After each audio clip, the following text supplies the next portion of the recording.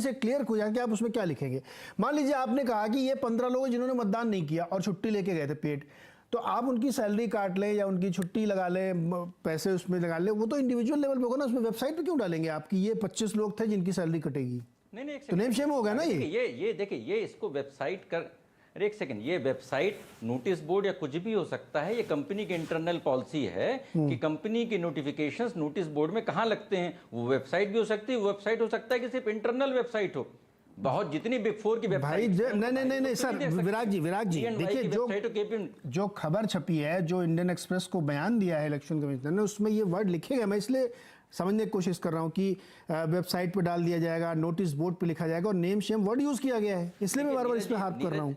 नीरज जी, समस्या क्या है कि कानूनी पक्ष और होता है, व्यवहारिक पक्ष और होता है। जैसे जब बुलडोजर चलते हैं तो बुलडोजर बोला जाता है कि इस अपराध के लिए चला है, लेकिन व्यवहारिक जो टेक्निकली बुलडोजर चलता है वह निर्माण में। तो जब नेम एंड शेम की बात हो रही है, तो यहाँ पर जो मुझे कानूनी जो पेंच दिखता है, मुझे नहीं मालूम है कि क्या एग्रीमेंट है, क्या MOU है, लेकिन अगर किसी ने पेड हॉलीडे लिया है किसी ऑर्गेनाइजेशन में और उस चीज के लिए नहीं देने पर एम्प्लॉयर के ऊपर पेनल्टी लग सकती है, तो उसकी सैलरी कट सकती है। गलत तरीके से पेड हॉलीडे लिया है, उसकी सैलरी कट सकती है। तो जितने लोगों की सैलरी कटेगी, उनका आपने अगर नाम नोटिस बोर्ड में लगा दिया, आप उसको नेम एंड शेम मानिए या फॉर्मल नोटिफिकेशन मानिए, आप क्यों लगाएंगे?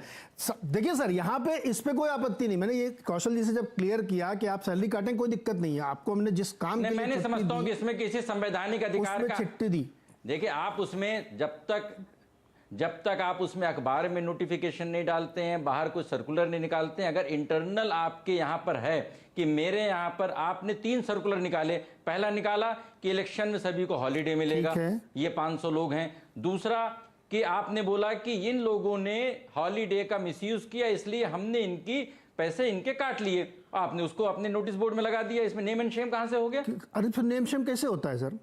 अगर एक मिनट सर, बैंक के एक मिनट रुकिए ना सर, SBI के मेन गेट में घुसी और वहां बोर्ड पे लगा रहा है कि ये 25 लोग डिफॉल्टर हैं, तो नेम शेम यही होता ना? और क्या होता नेम शेम? नेम शेम हर पूरे 130 लोग इंडिविजुअल चिट्ठी थोड़ी भेजी आपने। नीरज जी, वो 500 लोगों के लिए विजिबल है कि बाहरी लोगों के लिए विजिबल है, ये सवाल। सर आप जिस इंफॉर्मेशन टेक्नोलॉजी युग में जी रहे हैं सर, उसमें इंफॉर्मेशन 1 सेकंड के अंदर वायरल होगी। यही तो समस्या है आज की, कि आपने किसी बैंक के मुख्य कार्यालय के 4थे नंबर के कमरे के एक बोर्ड में लिखा कि ये 25 लोग हैं जिन्होंने 500 करोड़ डिफॉल्ट किया है, ये डिफॉल्टर की लिस्ट लगी हुई है। तो वो नेम शेम हुआ कि नहीं हुआ? उसकी फोटो खींच के मैं कहीं भी डाल सकता हूं, नहीं डाल सकता हूं? नेम शेम हो गया ना फिर तो? नहीं, मैंने समझता, देखिए नेम शेम शब्द कहीं पे भी कानून में परिभाषित नहीं है, ये व्यवहारिक शब्द है, और किसी आदमी को उसमें शेम हो सकती है। जितने इंसॉल्वेंसी के लोग हैं सारे दिवालिया हो रहे हैं, सारे सीना तान करके चलते हैं। नहीं सर, वैल्यू डिबेट मैं नहीं कर रहा हूं यहाँ पे। मैं तो ये कहने रहा हूँ कि नेम और शेम की कानूनी पोजीशन क्या है, उस पर एक अलग डिबेट है कि होना चाहिए कि नहीं होना चाहिए। आज की तारीख में क्या हो रहा है मैं ये कह रहा हूँ।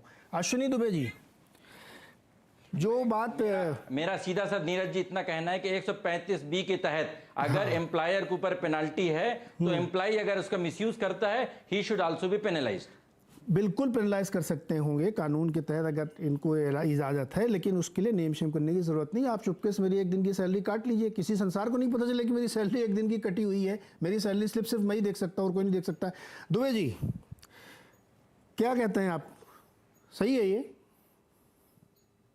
वाजपेयी साहब, देखिए, वोट देने को कानूनी रूप से बाध्य नहीं कर सकते, लेकिन अगर कोई संस्थान कर्मचारी को वोट देने के लिए छुट्टी देता है, तो पहली और फॉरमोस्ट जो ड्यूटी बनती है उस कर्मचारी की, वो वोट डालने की बनती है। बिल्कुल, जैसे वोट डालना कानूनी अधिकार है, लेकिन अगर उसके बाद कोई ऐसा नहीं करता तो उससे बाध्य नहीं कर सकते।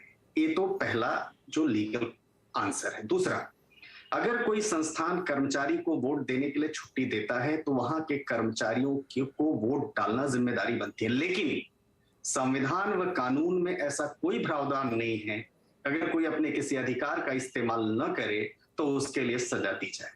जैसे संविधान में समान काम समान वेतन का अधिकार है, वैसे ही नो वर्क नो पे का भी प्रावधान है। तीसरा, जब पनवेल में महानगर पालिका के आयुक्त ने एक बार ऐसा कहा कि उन्होंने कहा कि जितने भी कर्मचारी महानगर पालिका में काम कर रहे हैं अपने राष्ट्रीय कर्तव्य का पालन करें।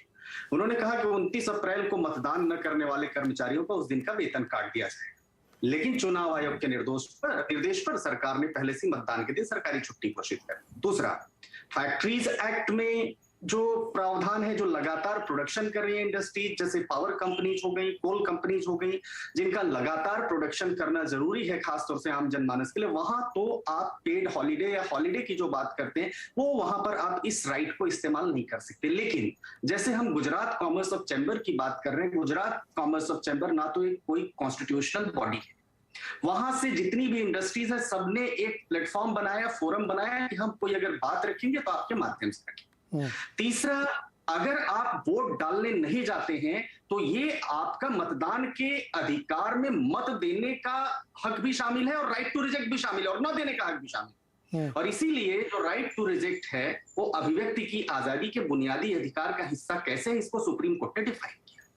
जैसे मतदान के दौरान पहचान गुप्त रखने का बुनियादी अधिकार। अब मैं बड़ा प्रैक्टिकल बात करता हूं। उत्तर प्रदेश में जिस समय सीएए के प्रोटेस्ट हो रहे थे तो बड़े सारे पोस्टर्स चारों तरफ जो एलएस प्रोटेस्टर्स थे उनके लग गए। चूंकि उस स्टेट गवर्नमेंट के पास नेम शेम करने का या किसी की life to live with dignity का या उसको करने का राइट नहीं था, इसीलिए सुप्रीम कोर्ट ने जस्टिस डी.वाई. चंद्रचूड़ की बेंच ने उसको कहा कि जब तक कि आप ट्रिब्यूनल में नहीं जाएंगे और ट्रिब्यूनल उनको गिल्टी नहीं डिक्लेयर करेगा कि उन्होंने ऐसा कोई कार्य किया, आप उनके पोस्टर्स लगा सकते हैं, रिकवरी का पैसा नहीं दिया तो आपको ये करने का अधिकार नहीं। उसी तरह से चुनाव आयोग लगातार चुनाव में वोट देने के लिए प्रोत्साहित करता है, जागरूकता अभियान चलाता है, जहां भी वर्किंग डे में चुनाव होता है वहां चुनाव के रोज छुट्टी दी जा रही है, लेकिन वोटिंग राइट तो दिए गए, ना वोटिंग करने पर पेनलाइज करने का या right to live with dignity का ये अधिकार संस्थान को वहां पर नहीं। और ये रिप्रेजेंटेशन ऑफ पीपल एक्ट जो एक्ट है, जो स्टैट्यूट है, वो भी इस बात की कोई मैंडेटरी रिक्वायरमेंट नहीं करता और इंडियन पीनल कोड में भी नहीं है। लेकिन मैं विराट भाई की इस बात से पूरी तरह से सहमत हूं कि अगर आपने छुट्टी लिया